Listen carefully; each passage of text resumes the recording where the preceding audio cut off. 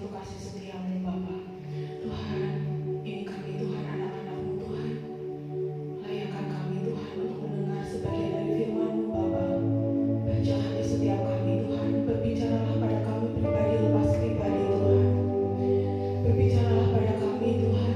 Jangan sampai ada terlewat satu pun Bapa. Biarkan Engkau Tuhan, Engkau sendiri Roh Kudus yang memberikan pengertian kepada setiap firman yang akan tertabur nanti Tuhan. Beracaralah atas hidup kami Bapa.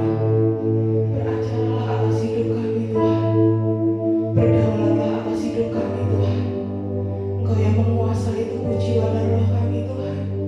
Engkau yang menguasai hati dan pikiran kami Tuhan. Terima kasih Tuhan, terima kasih Tuhan. Kami siap mendengarkan firman-Mu. Terima kasih Bapa. Terima kasih Tuhan Yesus. Terima kasih Tuhan Roh Kudus. Amin. Amin. Shalom semuanya.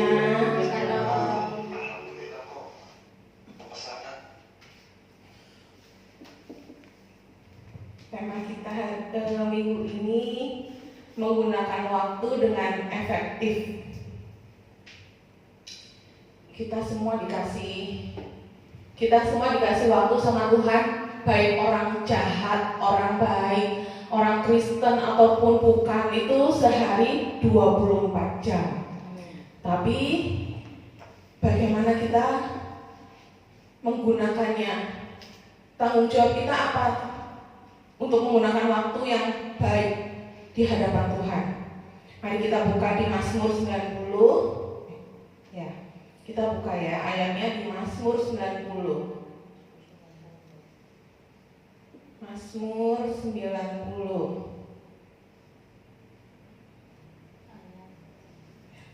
Ini adalah Allah tempat perlindungan yang kekal. Ini adalah doanya Musa. Doa Musa abdi Allah. Tuhan, Engkaulah tempat perteduhan kami turun-temurun. Sebelum gunung-gunung dilahirkan dan bumi dan dunia diperanakan, bahkan dari selama-lamanya sampai selama-lamanya Engkaulah Allah.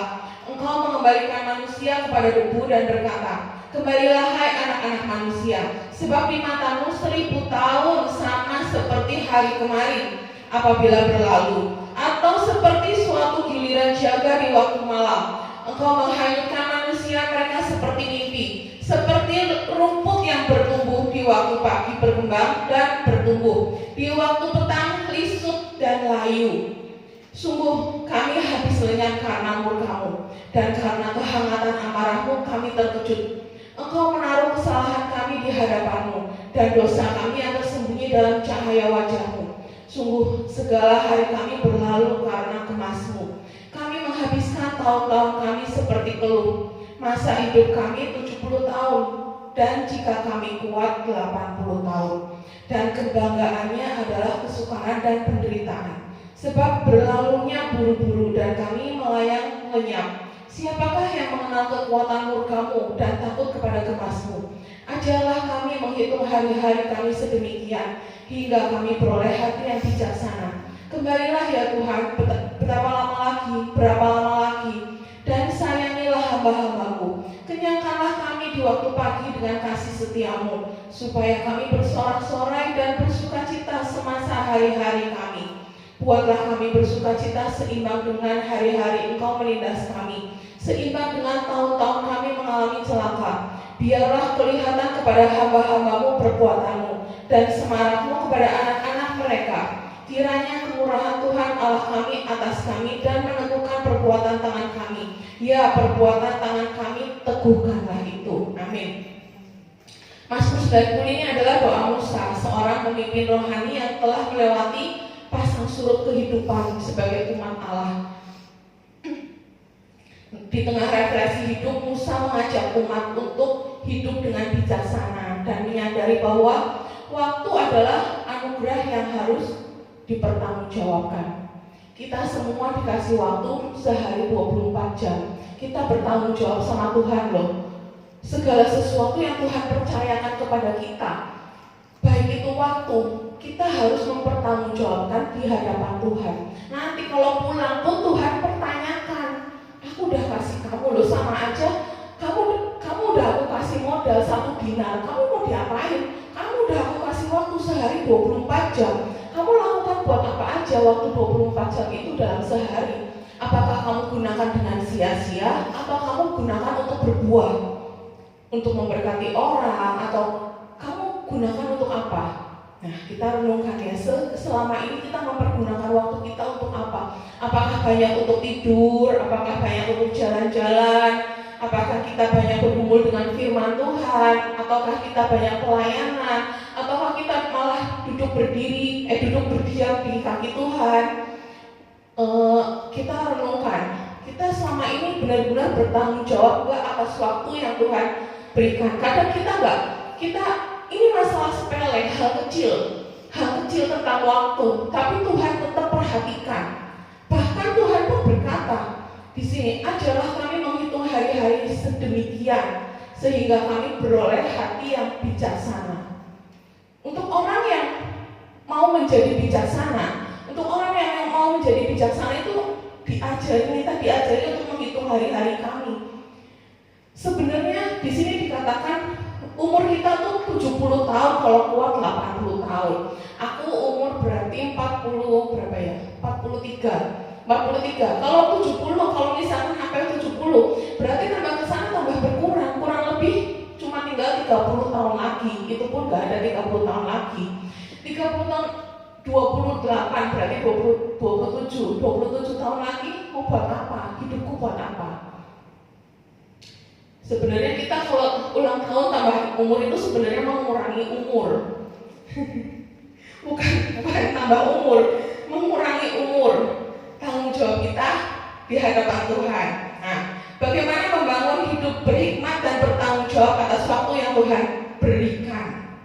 Pertama, sadari Allah itu kekal. Kita harus menyadari kekekalan akan Allah. Allah itu kekal.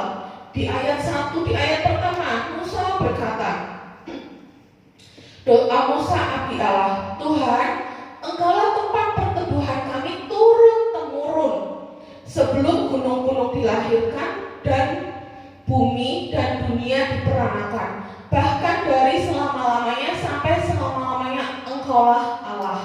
Ini adalah Allah itu kekal. Allah itu dulu, sekarang, sampai selama-lamanya itu tidak pernah berubah. Tuhan adalah tempat tinggal yang teduh. Di dunia yang terus berubah, Tuhan adalah satu-satunya yang tidak pernah berubah.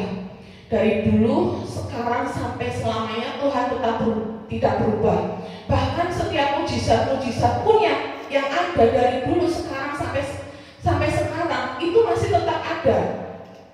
Tuhan ada sebelum segala ciptaan. Engkaulah Allah dari selama-lamanya. Waktu tidak pernah membatasi Tuhan. Contohnya lagi apa waktu yang tidak membatasi Tuhan? Saat kita berdoa di sini, kita mendoakan orang di beda tempat, di beda wilayah, mungkin malah beda negara juga bisa. Saat kita berdoa di sini, pasti segala sesuatu terjadi di sana saat orang yang kita doakan itu. Di tempat orang yang kita doakan itu pasti terjadi. Ini Tuhan itu berkata Tuhan omnipresent.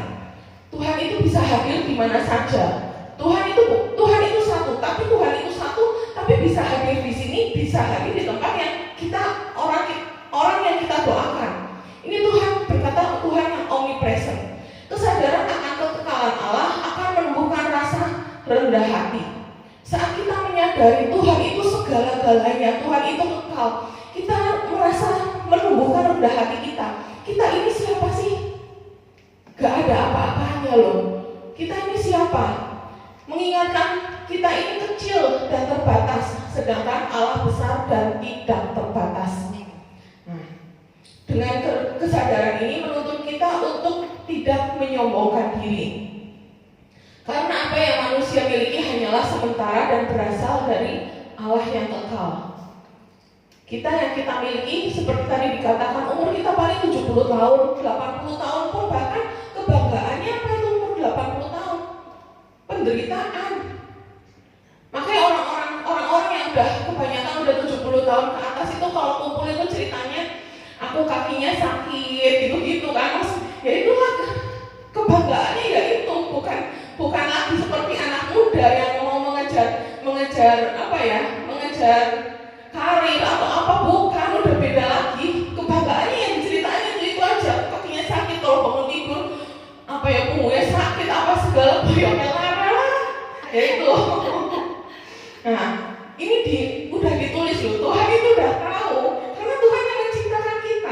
Di sini di Alkitab tuh ada. Jadi nggak heran kalau misalnya udah umur 70 tahun ke atas ya seperti itu.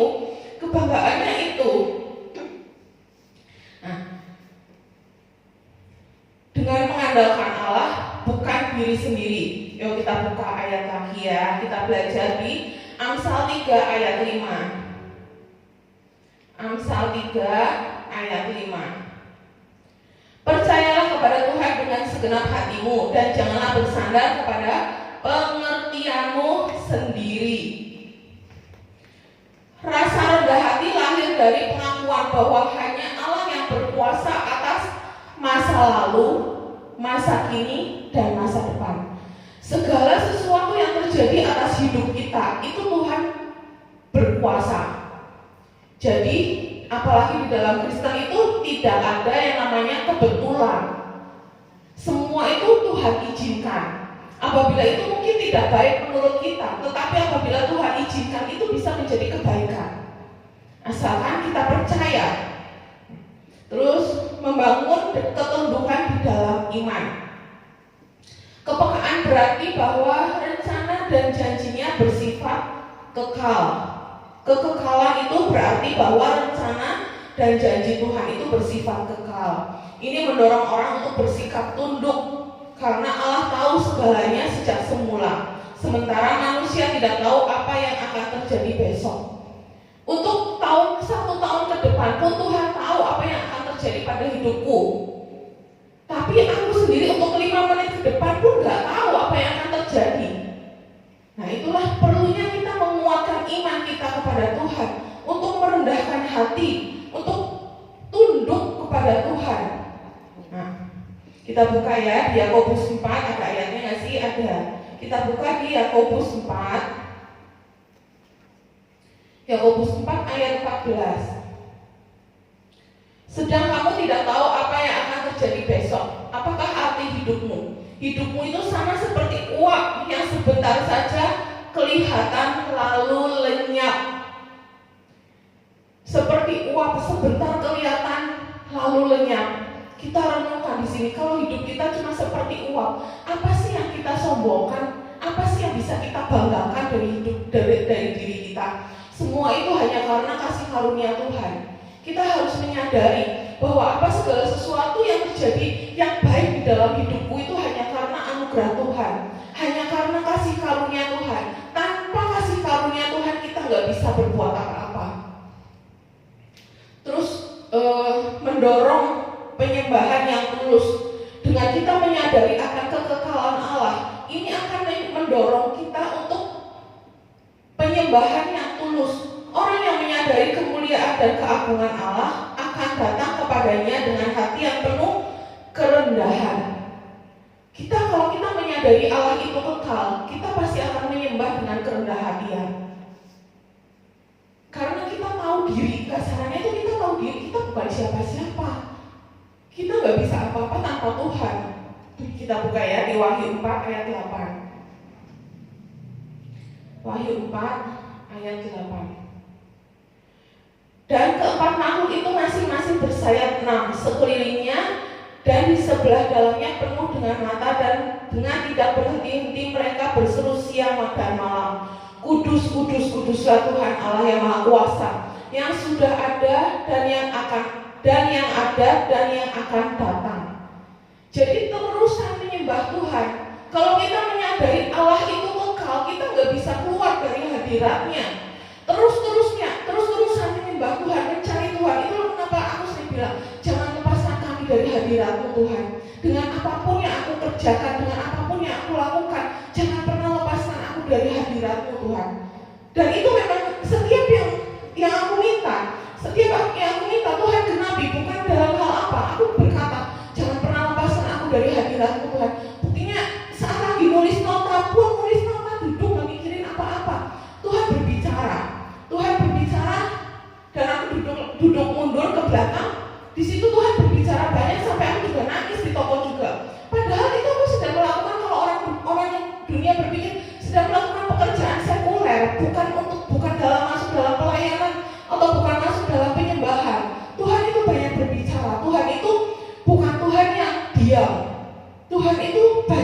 berbicara. Saat kita mintanya apa dulu? Kalau kita minta terus-terusan berkat terus ya Tuhan tahu juga kemampuan kapasitas kita untuk menampung berkat itu sampai seberapa besar. Kalau udah melebihi kapasitas kita, Tuhan gak pernah akan kasih. Karena apa? Karena tujuan Tuhan untuk memberkati kita itu untuk membawa kita semakin dekat sama Dia, bukan dengan berkat malah menjauhkan kita. Tujuan Tuhan itu keselamatan kita. Apapun yang terjadi, tujuan Tuhan itu untuk kita selamat masuk dalam Firdaus-Nya, memerintah bersama Dia itu. Nah, beda bertolak belakang dengan tujuan iblis. Kalau tujuan iblis diberkati untuk kita semakin mundur, kita semakin menjauh dari Tuhan. Itu. Terus tadi yang pertama menyadari akan kekekalan Allah. Terus yang kedua menyadari waktu kita terbatas. Seperti yang dikatakan tadi di Mazmur 90 yang ayat ke-3 sampai 6. Engkau mengembalikan manusia kepada debu dan berkata, kembalilah hai anak manusia, sebab di matamu 1000 tahun sama seperti hari kemarin. Nih di sini, sebab di matamu 1000 tahun sama seperti hari kemarin. 1000 tahun di bumi sama seperti kemarin di surga. Begitu juga 1000 tahun di bumi sama seperti sehari di neraka. Kita ngerasain 1000 tahun aja, kita gak pernah ada yang hidup sampai 1000 tahun kan. Kita gak pernah ngerasain hidupnya. Coba kalau kita bayangin kita itu di neraka, kita umur kita itu cuma 70 tahun, 80 tahun. Di neraka itu berusia berapa detik? Hubungan. Nah itu udah, ya itu makanya kita belum.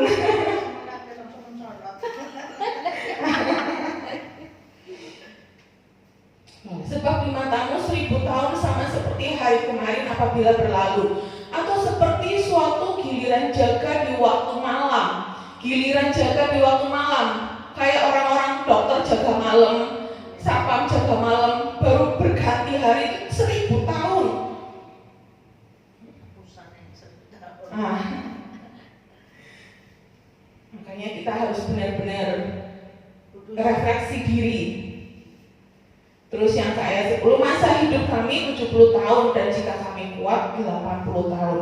Kita harus sadari kalau waktu kita terbatas. Seperti yang aku tadi bilang, aku sekarang umur 43. Kalau misalkan umurku 70 berarti cuma tinggal 27. Sadari, aku harus menyadari waktu sisaku tinggal segini loh. Itu pun kalau benar 70. Kalau enggak, seperti kemarin aku iyain, ya sudah mas. Jadi kita benar-benar harus mempersiapkan, jangan berpikiran 10 tahun lagi atau 20 tahun lagi. Persiapan saat ini, setiap saat harus siap. Kapanpun Tuhan panggil harus siap. Tuhan itu nggak pernah memanggil kita di awal. Tuhan selalu memberi mahkota di akhir. Tuhan nggak memberi mahkota di awal. Yang namanya mahkota kehidupan diterima itu di akhir. Saat kita terakhir itu tetap berdiri dengan tegak setia. Setelah menyelesaikan pertandingan iman kita. Engkau mengembalikan manusia kepada debu. Hal ini menyatakan bahwa hidup manusia singkat dan cepat berlalu, seperti mimpi saja. Tidak ada jaminan umur panjang. Waktu adalah pemberian Tuhan. Kita nggak pernah tahu kapan kita dipanggil pulang, nggak pernah ada yang tahu. Selain keterbatasan, hari-hari juga penuh jerih payah dan kesukaran. Ini kalau yang tadi di ayat yang 10 ya, banyak tantangan, keletihan dan penderitaan yang mendorong kita menjadi bijak. Kalau kita sudah menyadari ya waktuku cuma sebentar aja. Lah itu harusnya kita harus menjadi lebih bijak. Kalau misalkan di bumi ini dalam tanda kutip sedang mengalami penderitaan, ya sudah sadari paling umurku berapa sih? Nggak nyampe 100 tahun juga, daripada disiksa 1000 tahun. 1000 tahun kita benar-benar harus mengucap syukur, benar-benar menyerahkan diri ke Tuhan. Tuhan tahu kok, Tuhan dan Tuhan itu memberikan cobaan gak pernah melebihi kekuatan kita manusia. Kalau sampai gak kuat pun paling dibawa pulang. Udah mentoknya cuma itu. Kalau gak kuat pun ya udah dibawa pulang. Sama seperti orang sakit kalau dia udah teriak-teriak, Tuhan aku gak kuat, sakit banget. Ya udah akhirnya dibawa pulang. Tuhan gak pernah memberikan cobaan di luar batas kemampuan manusia. Karena Tuhan tahu yang menciptakan kita ya Tuhan. Sampai sedetil-detil pun Tuhan tahu. Bahkan perasaan kita pun Tuhan tahu.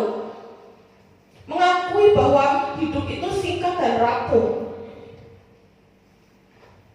Di ayat 12, dengan kita bijak, maka Tuhan yang Tuhan mau itu mengakui bahwa hidup kita itu singkat dan rapuh.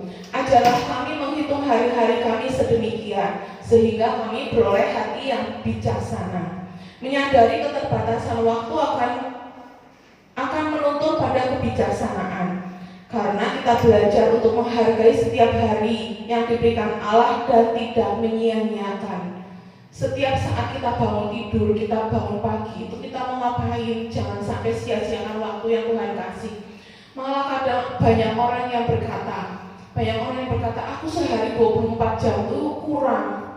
Banyak orang yang berkata seperti itu. Tapi ada juga yang berkata nggak ngapa-ngapain, sehari-harian lama banget. Karena dia nggak ngapa-ngapain, karena dia nggak punya ide yang kreatif untuk bertanggung jawab atas waktu yang diberikan. Sampai ada saatnya kemarin aku, ya ampun Tuhan, aku tuh 24 jam sehari kayaknya kurang banget. 7 hari dalam seminggu aku kayaknya kurang banget Tuhan. Kayaknya waktu tuh benar-benar kejar-kejaran banget. Habis ini belum. Ya ampun Tuhan, berikan aku kekuatan untuk benar-benar bisa menyelesaikan semuanya. Kalau aku kan nggak suka yang menunda-nunda. Hari ini harus sudah selesai, nggak bisa buat besok nggak bisa. Nah, kadang bertolak belakang banget. Ada sebagian orang yang berkata waktu sehari 24 jam kurang. Ada yang sehari benar-benar gak ngapa-ngapain, cuma tidur-tiduran aja. Itu kita tuh padahal dikasih waktu yang sama. Tanggung jawabnya di hadapan Tuhan itu seperti apa? Kita harus introspeksi diri.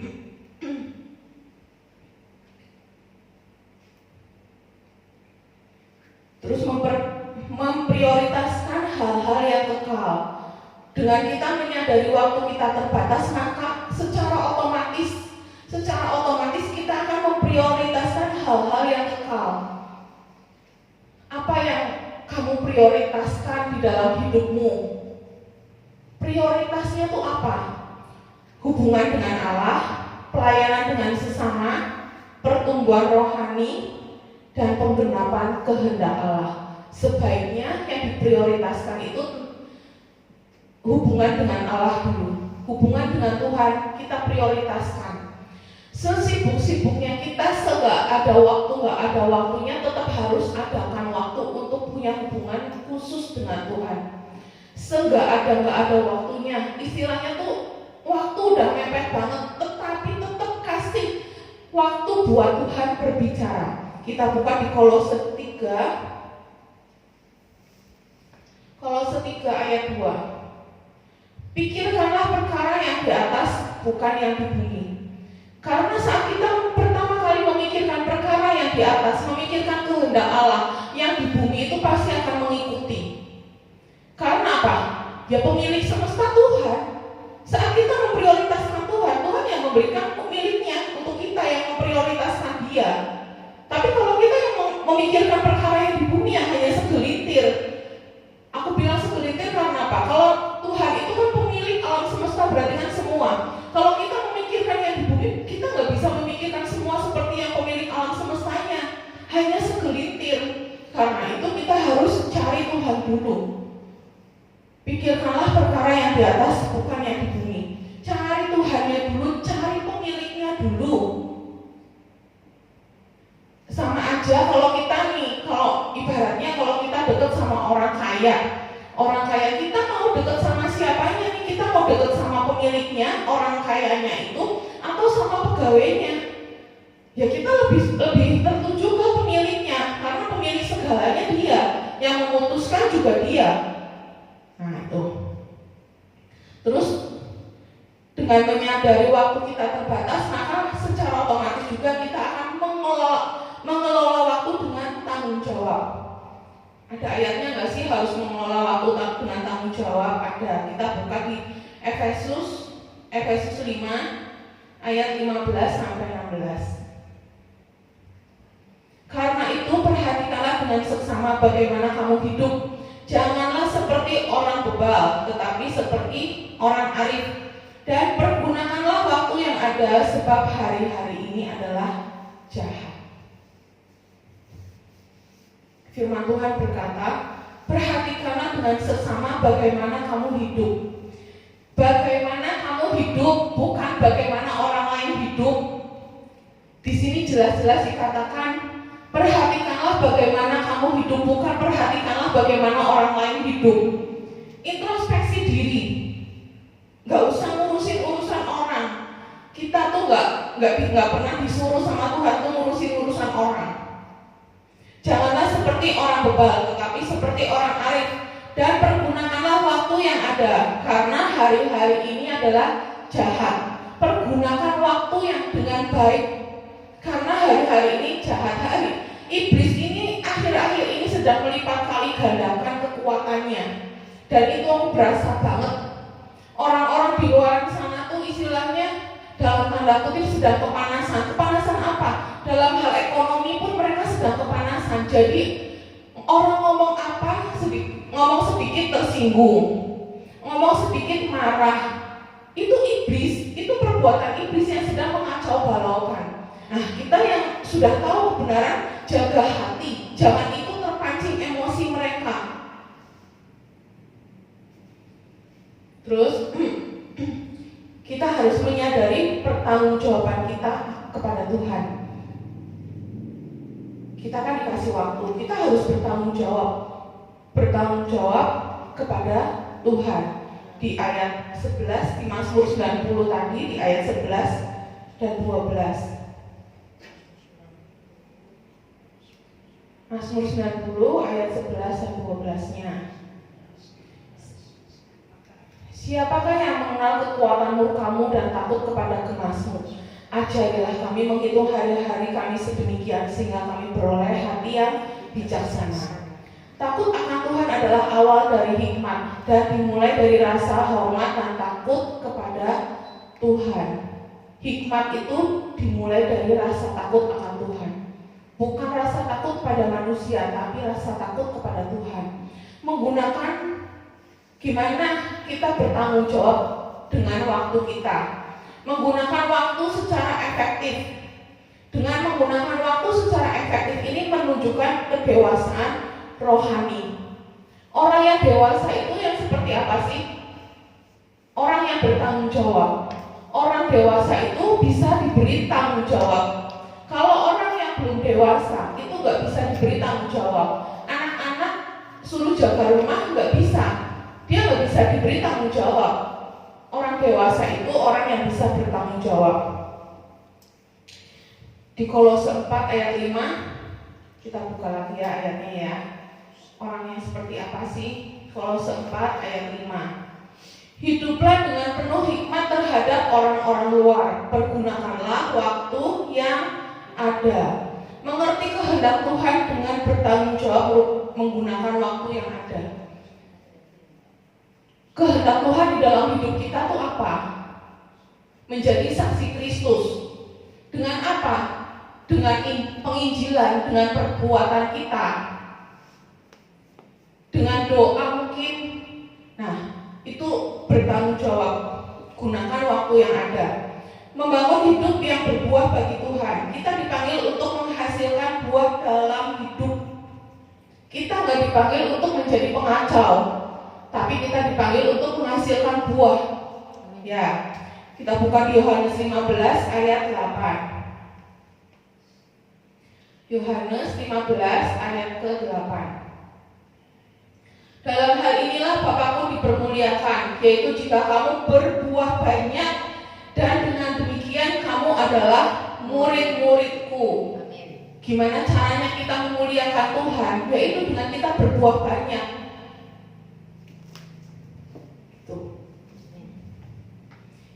Ini tidak bisa dilakukan tanpa pengelolaan waktu yang baik. Kalau hidup kita sembarangan, kita nggak bisa berbuah banyak.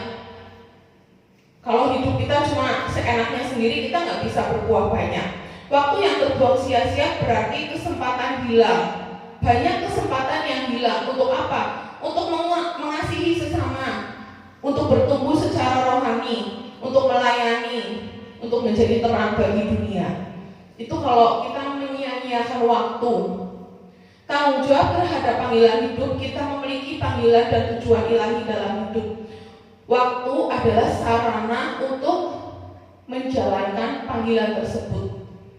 Kalau nggak ada waktu, ya nggak bisa. Harus ada waktu. Menggunakan waktu secara efektif berarti seorang itu bertanggung jawab atas tujuan yang Tuhan berikan di dalam hidupnya. Menggunakan waktu secara efektif. Dengan menggunakan waktu efektif aja itu Tuhan udah senang. Jadi orang itu tuh udah bertanggung jawab atas waktu, atas tujuan yang Tuhan berikan di dalam hidupnya. Kita buka ya di dalam 2 Timotius 4 ayat 7. 2 Timotius 4 ayat 7. Ayat ini sering dipakai di batu nisan. Pertandingan terakhir. Iya. Aku telah mengakhiri pertandingan yang baik. Aku telah mencapai garis akhir dan aku telah memelihara iman. Ini Paulus kan yang berkatakan. Aku telah mengakhiri pertandingan yang baik. Kita introspeksi, kita sudah belum, jangan hanya di batu nisan ditulis seperti itu, tapi sebenarnya yang di dalamnya itu tidak mengakhiri dengan baik. Jangan cuma sekedar lukisan aja di batu nisan. Benar-benar harus berusaha untuk mencapai garis akhir dan dengan memelihara iman. Itulah yang dikatakan kenapa harus finish strong. Ini dari sini. Finish strong, finishing well. Aku telah mengakhiri pertandingan yang baik, aku telah mencapai garis akhir dan aku telah memelihara iman. Iman yang seperti apa sih yang Tuhan mau saat hari terakhir kita?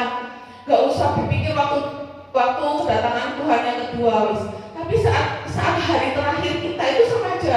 Hari terakhir kita sama aja. Benar-benar udah gak ada hari berikutnya lagi. Saat hari terakhir kita ya sama aja, itu Tuhan datang ke kita untuk kedua kali. Nah, Paulus bisa mengatakan itu karena ia menggunakan hidup dan waktunya dengan tujuan. Dalam hidup ini kita harus punya yang namanya tujuan. Kalau kita nggak punya tujuan hidup, kita pasti waktu yang Tuhan berikan itu pasti akan terbuang dengan sia-sia. Karena kita nggak tahu apa yang akan kita lakukan. Terus Paulus juga setia kepada panggilannya. Inilah seringkali dikatakan ada upah bagi orang setia. Orang itu kebanyakan menggebu-gebu waktu di awal. Setelah di tengah mulai berkurang dan di akhir lebih banyak lagi berkurangnya. Tuhan gak pernah memanggil kita di awal ataupun di tengah. Yang Tuhan perhitungkan itu di akhir kita. Aku sering bilang, saat kita menggebu-gebu di awal tuh banyak mujizat yang bisa dilakukan di tengah juga, tetapi saat pada akhirnya, saat pada terakhir, hari-hari terakhir dia tapi malah menghujat Tuhan, dalam tanda kutip dia kecewa sama Tuhan. Ya percuma, mahkota kehidupan gak akan pernah ada pada dia. Tuh, benar-benar kita harus jaga iman, jaga api, jaga minyak, jaga api dan jaga minyak. Jaga api saja, kalau nggak ada minyaknya juga pasti akan mati. Jaga api dan jaga minyak. Orang yang bijak dan bertanggung jawab akan mengelola waktu dengan disiplin. Fokus pada tujuan karena tahu bahwa hidup ini bukan miliknya sendiri tapi milik Tuhan. Ingat ya, kita ini dikasih hidup. Bahkan waktu pun yang kadang kita tidak menyadarinya, waktu pun itu milik Tuhan loh. bukan milik kita sendiri. Jadi apapun yang ada pada kita, Tuhan minta pertanggungan jawab. Bagaimana kamu cara mengelola modal yang aku kasih? Itu Tuhan minta pertanggung jawab. Hal sekecil pun kita diminta pertanggungjawaban sama Tuhan. Kalau misalkan kita bisa melakukan banyak hal sebenarnya. Kalau misalkan kita nggak bisa keluar rumah atau apa, kita bisa berdoa di dalam rumah. Kita bisa berdoa. Itu pun diperhitungkan sama Tuhan loh. Kita juga membangun hati yang berhikmat untuk dipertanggungjawabkan nanti. Ini bukan otomatis, tapi perlu diajar oleh Tuhan dan juga melalui pengalaman sehari-hari. Dengan kita melakukan banyak hal, kita pasti akan memiliki yang namanya pengalaman. Terutama pengalaman apa? Pengalaman dengan Tuhan. Alami Tuhan sendiri. Jangan kata orang, jangan kata aku, jangan kata siapapun, jangan kata pendeta-pendeta, tapi harus alami Tuhan sendiri. Karena itu yang akan menguatkan. Jangan pernah hanya terkagum dengan kesaksian orang. Kalau aku gak mau. Kesaksian orang itu menguatkan kita untuk kita harus bisa mengalaminya. Jangan hanya terbengong-bengong, wah orang itu hebat ya, seperti ini. Tanya sama Tuhan, Tuhan orang itu bisa seperti itu. Aku juga harus bisa lah, aku kan sama-sama anakmu. Di dalam darahku juga mengalir darahmu juga. Tuhan nggak akan bisa membeda-bedakan. Nanti Tuhan sendiri akan memperbesar kapasitas kita, semakin besar. Nah itu. Jadi bergaulah dengan Tuhan. Gunakan waktu yang ada, gunakan waktu yang Tuhan berikan ke kita dengan sebaik-baiknya. Tanggung jawab di hadapan Tuhan. Waktu-waktu ini sudah tidak lama lagi. Bahkan banyak orang agama lain pun sudah sering kali berkata, kayaknya sekarang tuh cepet banget ya waktu ya. Ini aja bulan Agustus sudah tanggal 10. Kemarin barusan awal tahun, sekarang udah Agustus tanggal 10. Sebentar lagi Natalan Desember, tahun baru, udah ganti tahun lagi. Hari-hari ini berlalu begitu cepatnya.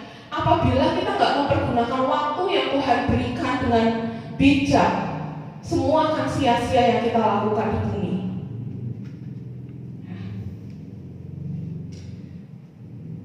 Kita renungkan sebentar firman Tuhan hari ini. Tuhan, terima kasih Tuhan. Terima kasih Tuhan.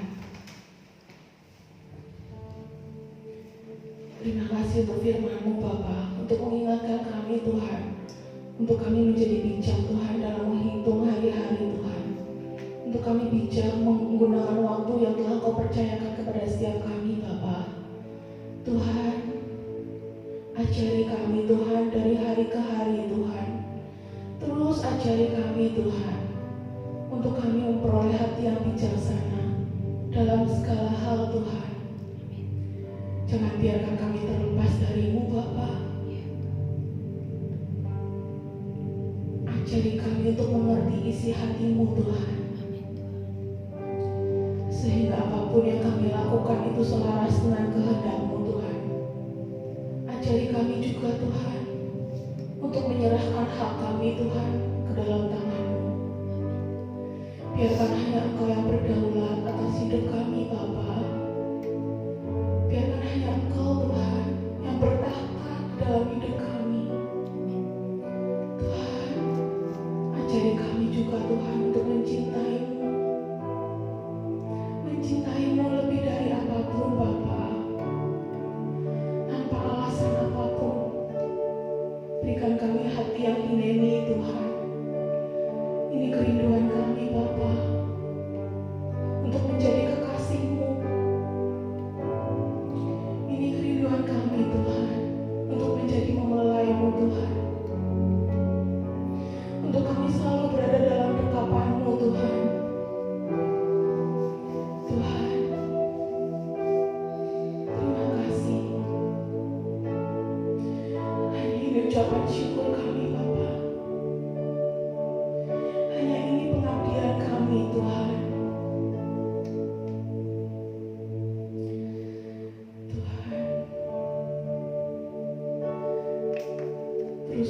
selalu bersama dengan kami dalam setiap langkah kami Tuhan. Peluk kami Tuhan, peluk kami lebih erat lagi Tuhan. Terima kasih Bapa, kasih-Mu sempurna dalam hidup kami, setia-Mu sempurna dalam hidup kami Bapa. Terima kasih Tuhan, terima kasih.